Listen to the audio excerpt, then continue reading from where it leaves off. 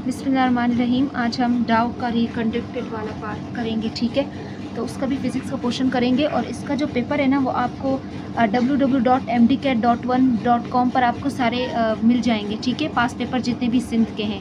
और बाकी मैंने इस जो ये लिंक है mdcat.1.com, इसका मैंने लिंक भी दिया हुआ है, ठीक है, कम्युनिटी पोस्ट पर दिया है मैंने, तो आप वहाँ से भी इसका लिंक ले सकते हैं, ठीक है। लेकिन थोड़ा यहाँ पे जो डाउ वाला ये मुझे मिल नहीं रहा था, बड़ा मुश्किल से मिला है, और जो मिला है वो भी कुछ इस तरह का है, साफ साफ उसमें से दिख रहा नहीं है, ठीक है। लेकिन मैं आपको सवाल पूरे बोलूँगी तो आप सुन लीजिएगा। क्वेश्चन नंबर 1 है which one of the following is result of centripetal acceleration, यानी इसमें ऑप्शन है नहीं, लेकिन क्वेश्चन ये है कि ऐसी क्या चीज़ होगी जिसकी वजह से सेंट्रीपिटल एक्सेलरेशन जनरेट हो जाएगा बॉडी में। तो हमने कल ही पढ़ लिया था change in direction of the velocity. Question number 2 है the momentum of photon written by, ये भी हमने कर पढ़ लिया था। फिर तीसरा सवाल है the particle whose mass is equal to electron. अच्छा, ऐसा पार्टिकल जिसका मास जो है वो इलेक्ट्रॉन के बराबर हो, तो पॉजिट्रॉन यहाँ पे आंसर है। अब पॉजिट्रॉन क्या चीज़ है? पॉजिट्रॉन एक ऐसा पार्टिकल है जो हमें कब मिलता है, जब हम कोई रेडियो डिके करते हैं, फॉर एग्जांपल बीटा डिके करते हैं या पेयर प्रोडक्शन, जब ये दो मैकेनिज्म हो रहे होते हैं इसी में ही हमें पॉजिट्रॉन मिल रहा होता है, ठीक है। पॉजिट्रॉन का जो मास है वो इलेक्ट्रॉन के बराबर है, लेकिन चार्ज जो है ना वो पॉजिटिव है, ठीक है। ये 2-3 बातें आप पॉजिट्रॉन के बारे में याद कर ले, काफ़ी है। क्वेश्चन नंबर 4 है X ray is highly electron wave with a short wavelength the same the nature of the X ray is. अच्छा, एक्सरे की पहली क्वालिटी बताई कि इलेक्ट्रोवेव है, उसके बाद शॉर्ट वेवलेंथ है। अच्छा, तो इसका नेचर क्या है, हमने नेचर बता दिया, इलेक्ट्रोमैग्नेटिक वेव।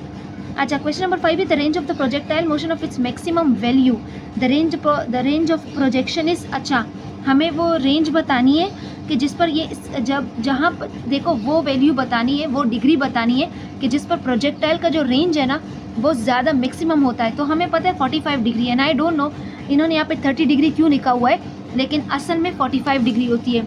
देखो ये रेंज का फॉर्मूला है, ये क्या है, ये रेंज का फॉर्मूला है, सिंपल फॉर्मूला। और हमें पता है कि भाई हर किसी को ये पता है कि 45 डिग्री पर रेंज जो है वो मैक्सिमम होता है। तो अगर मैं इस वैल्यू में 45 डाल दूँ, ठीक है, ये थोड़ा मैं अब फॉर्मूलाज बताने की कोशिश कर रही हूँ आपको, या ये 2 फॉर्मूलाज आपके इस्तेमाल हो सकते हैं, ठीक है। बाकी आपका आंसर होगा which is 45 degree and I don't know why they written 30 degree. अच्छा, ये एक रेंज का फॉर्मूला है। अब मुझे पता है कि मैक्सिमम रेंज तब होता है जब 45 डिग्री होती है, ठीक है, तो मैंने फॉर्मूला में पुट कर दिया। अब 245 से 90 डिग्री, साइन 90 डिग्री हमें हमारे पास जो वैल्यू आती है दैट इज़ 1। अच्छा, 1 आपको पता है कोई वैल्यू नहीं होती भैया, तो हमारे पास क्या बचा, VI² तो अगर आपसे अगर क्वेश्चन कभी कभी ऐसा आ जाए कि आपसे मैक्सिमम रेंज मांगे, ठीक है, तो आप इस फॉर्मूले के थ्रू दे सकते हैं कि आप VI पुट कर दीजिएगा और G की वैल्यू, ठीक है। उसके बाद आपको मैक्सिमम रेंज का फॉर्मूला पता लग गया। अगेन मैंने रेंज का सादा फॉर्मूला लिख दिया, ठीक है। वो फॉर्मूला लिखने के बजाय अगर VI² के बजाय, आपको पता है ना VI² किसके बराबर है, R मैक्सिमम के, अगर मैं VI² के बजाय R मैक्स लिख दूँ तो फॉर्मूला आपका इस तरह भी बन सकता है। फॉर एग्जांपल अगर कोई सवाल इस तरह आ जाए कि आपको रेंज दिया हो, ठीक है, और आपको R मैक्स दिया हो और आपसे इन दोनों में से कोई एक चीज़ मांग रहे हो, तो तब भी आप दे सकते हैं, ठीक है, सही है। उसके बाद हम आते हैं अगले क्वेश्चन पर। Question number 6 the product of the frequency and wavelength of wave is equal to, ये कल वाला ही क्वेश्चन है। अच्छा, क्वेश्चन नंबर 7 है कि जेट एक्सप्लेन, कोई जेट प्लेन था, उसका इंजन उसने डेवलप किया 400 न्यूटन थ्रस्ट और फ्लाइंग स्पीड उसकी ये है 200 है। The power of engine is. अच्छा, यहाँ पे जस्ट एक सिंपल पावर का फॉर्मूला लगाना है, जो कि आपको पता है पावर का फॉर्मूला क्या होता है, ये सारे पावर के फॉर्मूलाज हैं। तो आप अगर हमें फोर्स न्यूटन है तो आप न्यूटन डाल दो और वी वेलोसिटी डाल दो, यहाँ पे ये वाला फॉर्मूला इस्तेमाल होगा, ठीक है। क्वेश्चन नंबर 7 पर जब आते हैं 8 पर, सॉरी, वो बोलते हैं कि weight lift consume 100 joule of energy to lift a load in 2 second. अच्छा, द पावर, अब यहाँ पे भी हमें पावर बतानी है, लेकिन यहाँ पे हमें वर्क डन दिया है, ठीक है, एनर्जी दी है और टाइम दिया है, ठीक है। तो वो हम ये लगा सकते हैं, ये वाला फॉर्मूला लगा सकते हैं, ठीक है, इसमें आपका कॉन्सेप्ट चेक हो गया है पावर के फॉर्मूलाज का। अच्छा, क्वेश्चन नंबर 9 है body moves in a circular path may have constant. एक बॉडी जो है सर्कुलर पाथ में मूव कर रही है तो क्या चीज़ उसके पास कांस्टेंट होगी, that is speed. Question number 10 है the object is moving faster than the speed of sound. एक ऑब्जेक्ट है जो कि स्पीड ऑफ साउंड से ज़्यादा फास्टर मूव कर रहा है। तो यहाँ पे मैं पिक्चर्स दे दूँगी, वो पिक्चर्स भी आप देख लीजिएगा, ठीक है। लेकिन बात यहाँ पर यह है कि उस फिनोमेना को हम बोलते हैं सोनिक बूम। ठीक है, ये फिनोमेना क्या है कि एक ऑब्जेक्ट स्पीड ऑफ साउंड से ज़्यादा मूव करे, तो उस फिनोमेना का नाम सोनिक बूम है और उस ऑब्जेक्ट का नाम सुपरसोनिक है। ठीक है, यहाँ पे आंसर नहीं है, आगे दिया हुआ है। Question number 11, helicopter with a weight of ascending with zero acceleration and upward force on helicopter. अच्छा, एक हेलीकॉप्टर है, वेट W है उसका, असेंडिंग विद असेंड हो रहा है विद जीरो एक्सेलरेशन। अब बताओ उस पर अपवर्ड फोर्स क्या जनरेट हो रही है जब उस पर असेंडिंग एक्सेलरेशन यही हुई ना, असेंडिंग एक्सेलरेशन जीरो है और हमसे मांगा अपवर्ड फोर्स है, तो अपवर्ड फोर्स का असेंडिंग एक्सेलरेशन होगा जो कि जीरो है, तो इसलिए उसका जो आंसर है दैट इज ओनली वेट।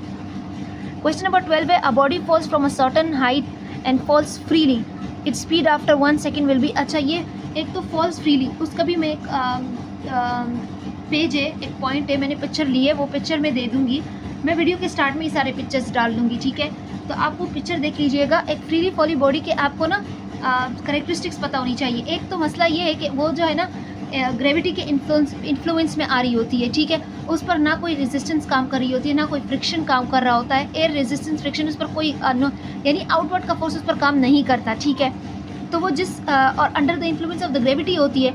अगर वो under the influence of the gravity है तो आपको पता है ना ग्रेविटी की वैल्यू क्या होती है, 9.9 मीटर पर second. How long it takes body moving with speed of 30 to stop it decelerate. अच्छा, एक वो है, ठीक है, बॉडी है, मूव करी एक स्पीड के साथ, स्टॉप हो गई और फिर डीसेलरेट हो गई।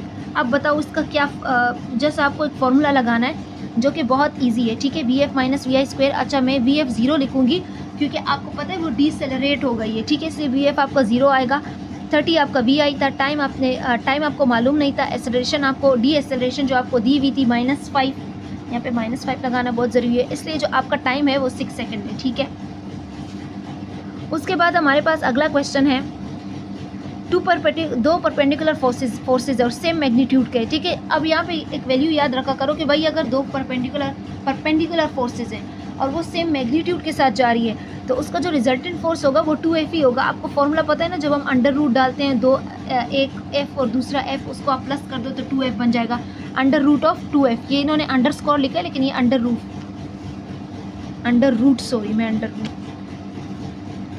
अच्छा, उसके बाद है question number 17, speed of wave in a medium. ये क्वेश्चन इन्होंने थोड़ा गलत लिखा हुआ है, गलत नहीं लिखा, 2-3 चीज़ें मिस है। एक स्पीड ऑफ वेव इन्होंने दी हुई है, हमें स्पीड ऑफ वेव इन्होंने दी हुई है इन अ मीडियम। ठीक है, दैट इज़ 760 सेकेंड।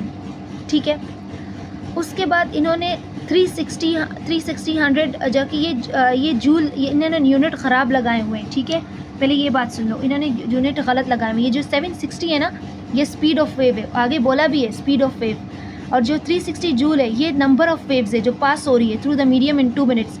यानी एक मीडियम में क्या है, ये स्पीड है, उसके बाद नंबर ऑफ वेव्स जो है उसी मीडियम से 2 मिनट में गुजरी। अब बताओ इन्होंने वेव लेंथ मांगी है। ठीक है, ये क्वेश्चन आप निकाल भी सकते हैं। पहले मैंने फ्रीक्वेंसी का फॉर्मूला लगाया और नंबर ऑफ वेव्स जो मुझे दी गई थी, टाइम मुझे दिया गया था 60, 2 मिनट्स दिए गए थे, उसको सेकंड में बदलने के लिए 60 से मल्टीप्लाई करना है, मेरा आंसर फ्रीक्वेंसी में ये आ जाएगा।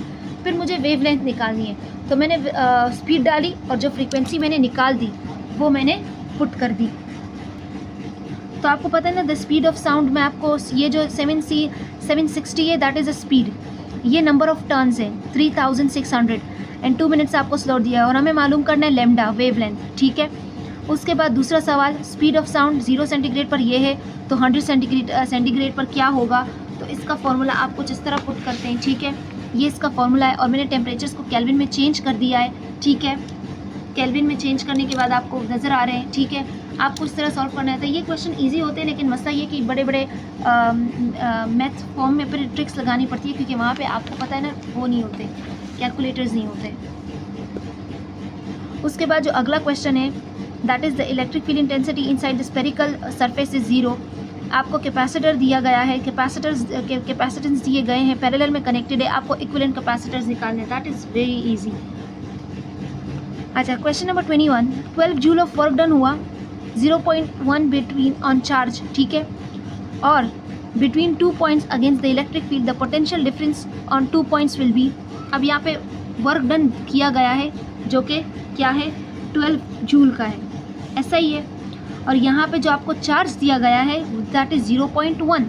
आपको मालूम करना है पोटेंशियल डिफरेंस, और इसका फॉर्मूला कुछ इस तरह होगा।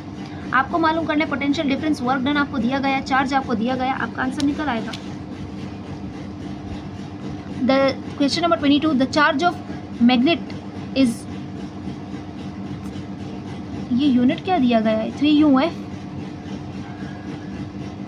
अच्छा जो भी है, मुझे 3UF का समझ नहीं आ रहा। एंड डिस्प्लेज आर 20 सेंटीमीटर, ठीक है, against the gravitational equipotential surface, ठीक है।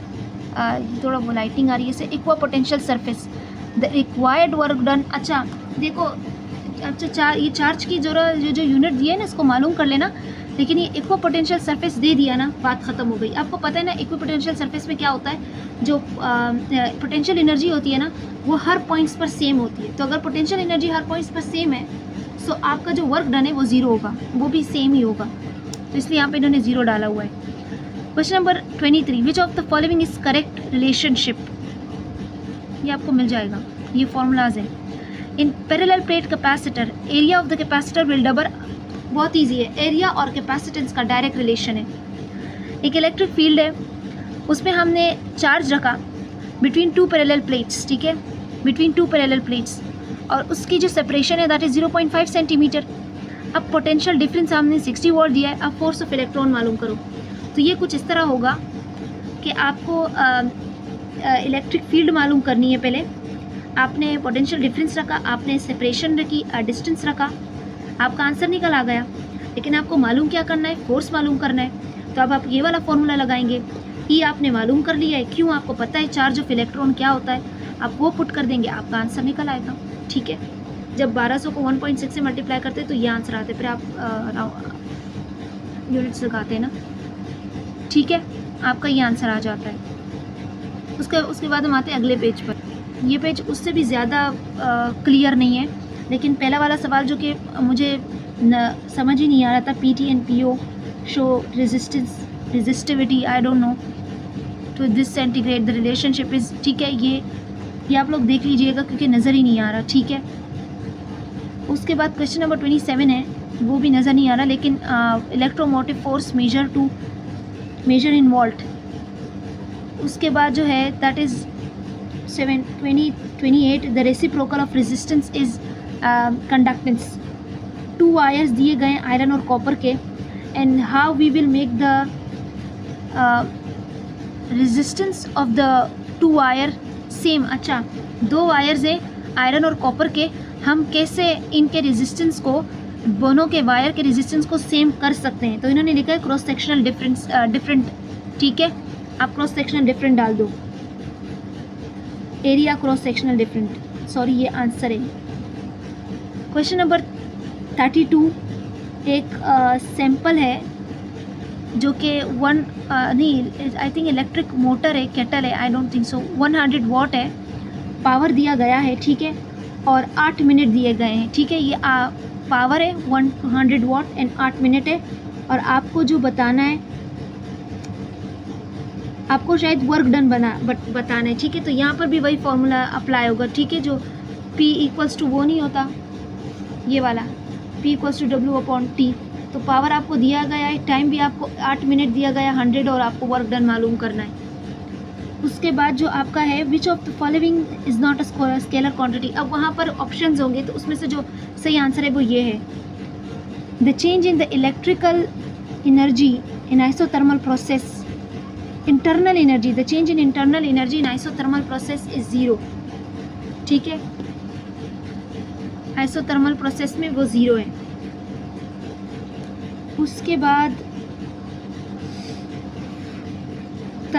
थर्मोडायनामिक प्रोसेस है, उसका internal energy of system decreases by, अच्छा एक थर्मोडायनामिक प्रोसेस है, उसकी इंटरनल एनर्जी डिक्रीज हो गई 100 जूल, और 120 जूल हमने work done on the system, ठीक है, ऑन द सिस्टम किया। तो अब क्वांटिटी बताओ। अब आपको पता है ना कि work done on the system, तो माइनस, इंटरनल एनर्जी डिक्रीज हो रही है तो माइनस, अब plus minus minus, minus minus plus. उसके बाद अगला क्वेश्चन है आपका, the energy of light determined by frequency, ये कल वाला क्वेश्चन है। वैसे वो JSMU वाले 2-3 रिपीट हुए हैं इसमें। This is the time the time of rate of linear momentum, force कल वाला ही क्वेश्चन है जो कि मैंने आपको बता दिया, लीनियर मोमेंटम में चेंज आ रहा है तो that is force, angular momentum में चेंज आ रहा है दैट इज़ टॉर्क। उसके बाद है a moving isolated charge particle around having electric field and magnetic field. अच्छा, एक मूविंग आइसोलेटेड चार्ज है और हैविंग बोथ इलेक्ट्रिक और मैग्नेटिक फील्ड दोनों हैं। अच्छा, आपको बोला है कि भाई एक आइसोलेटेड चार्ज है, वो पार्टिकल आइसोलेटेड चार्ज जो पार्टिकल है उसके अराउंड दोनों फील्ड्स होती हैं। वीडियो में सही। The unit of self conductance is Henry. In step down transformer मैंने आपको कल बता दिया था स्टेप डाउन ट्रांसफार्मर में कौन से नंबर ऑफ टर्न ज़्यादा होते हैं। बोल रहे हैं north pole of magnet bar approaches at phase at the close coil. यहाँ पे ये पता है कौन सा वाला लो इस्तेमाल हुआ इन्होंने, जो लेंस लो हमारा होता है, ठीक है, मैग्नेटिक फ्रीज रूल में, वो यहाँ पे वो जो काउंटर क्लॉकवाइज हम फेस करते हैं इसलिए वो नॉर्थ पोल ही फेस कर रहा होता है। The direction of induced EMF is predicted by Lenz law, ठीक है। तो ये आपके क्वेश्चन थे, ठीक है। बाकी अभी जो कि अगला आपका question into semiconductor by adding the impurities of group 3, ठीक है। And the semiconductors the major carrier are electrons. उसके बाद है ये तो समझ ही नहीं आ रहा, द एंगुलर मोमेंटम कुछ MVR 2PI लिखा हुआ है, छोड़ दो भाई, नज़र ही नहीं आ रहा है। The product of the half life and decays 0.693 metre, ठीक है।